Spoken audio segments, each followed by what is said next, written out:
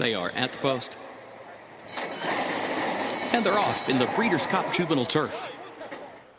There goes Curly, Larry, and Mo. Straight for the early lead. Curly, Larry, and Mo wasting no time, gets to the front of the field. Mo Stash is up close in the opening strides. Major Dude there to the outside. Paxa Wallop is away in fourth. Nagarot comes away in between horses in fifth. Now taking fourth, just over 3 lengths from the front. Gaslight Dancer is in sixth position as they move around the first turn. Battle of Normandy is in seventh. Silver Knot is eighth against the rail. I'm Very Busy is wide in ninth. Really good down toward the inside in 10th. Reckoning Force comes next as they head on to the back stretch. And then further back, Web Slinger to the outside, and the winner is back toward the inside, running nearly 10 lengths from the lead. It was 23.4 seconds the time for the opening quarter. Curly, Larry, and Mo leads it by a length and a half. Mo Stash is second by just a length. Paxa Wallop third by a half length.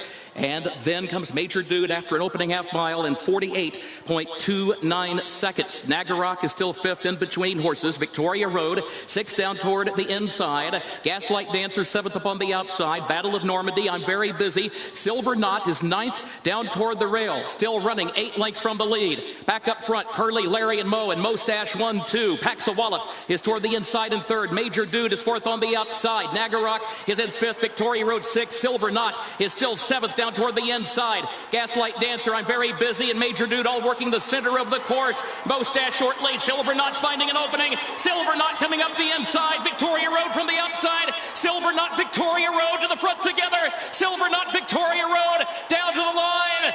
Head bobbing photo for the win. What a finish to the day. What a finish in the Breeders' Cup Juvenile Turf.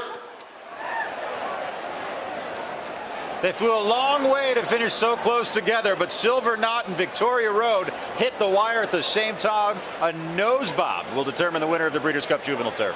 What about the trip for these two horses, too? William Buick with Silver Knot saved ground at the rail, and sometimes that works out, and sometimes it doesn't. He had to be bold, Rishi, to try and hold this position, diving through along the inside when it was so crowded there. It was getting messy at this point. Paxa Wallop trying to find a gap.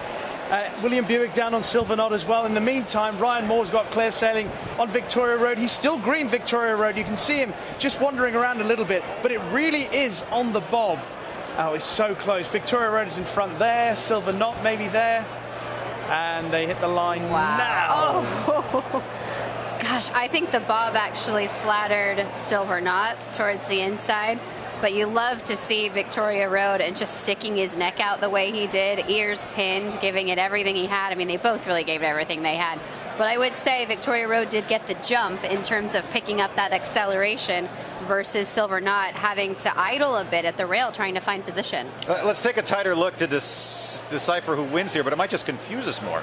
As you can see, Victoria Road once again on the outside, the Silver Knot on the inside. That hasn't changed. But it's really about where the mirror comes up, because they are taking turns. I think you're right. I think Silver Knot gets there. Oh. No! Oh. Victoria Road is posted as the winner. Victoria Road is posted as the winner. What a sensational finish here in the Juvenile Turf. I want to see that photo. Wow. We all want to see that photo, but they're currently shaking the Polaroid picture, and when it dries out, we'll show it to you at home. But what a finish here, Victoria Road. Victoria Road did look like he was going by. He had the momentum, but that was as good of a nose bob as William Buick could have gotten. Both horses have run tremendous races, because I was looking at their positions turning towards home and thinking they're going to need luck in running.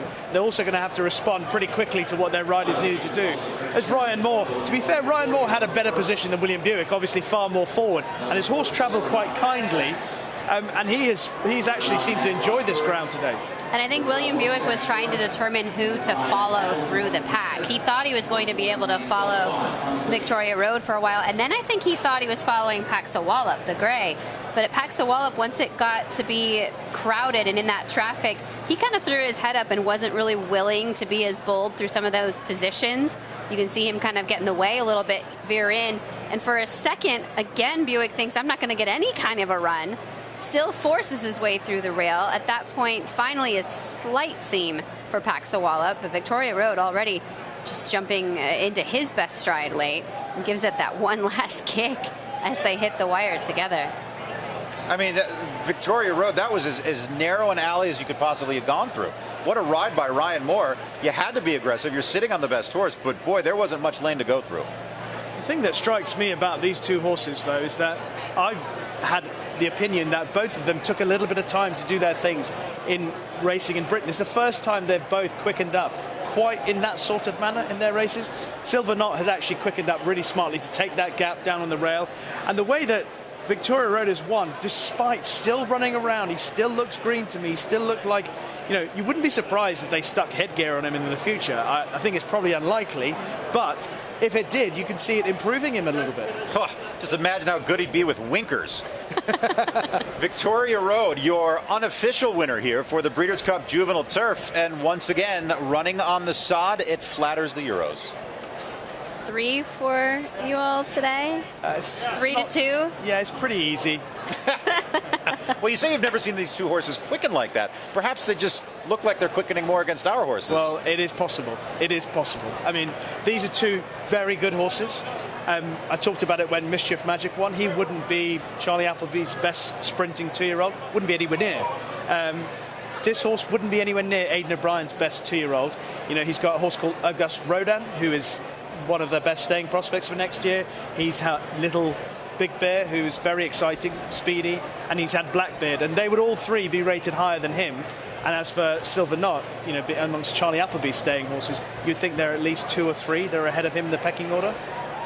What's scary for us. Well, it's frightening, though, because you factor in just how successful both of those trainers have been in the Breeders' Cup. And this is not the premier destination. On our calendar, it is for everything we do in this country. And for them, it's not. And they can still have such runs of dominance. The majority of their classic contenders are tucked away in somewhere nice and warm ahead of next season. And the horses that are running here would be just below that level. So from warmth to the chills it'll get you watching this. You can see the 4 squeezing through the rail there. Gosh. And then you can see going past the 12, and then you can see Ryan Moore on Victoria Road getting through there. I mean,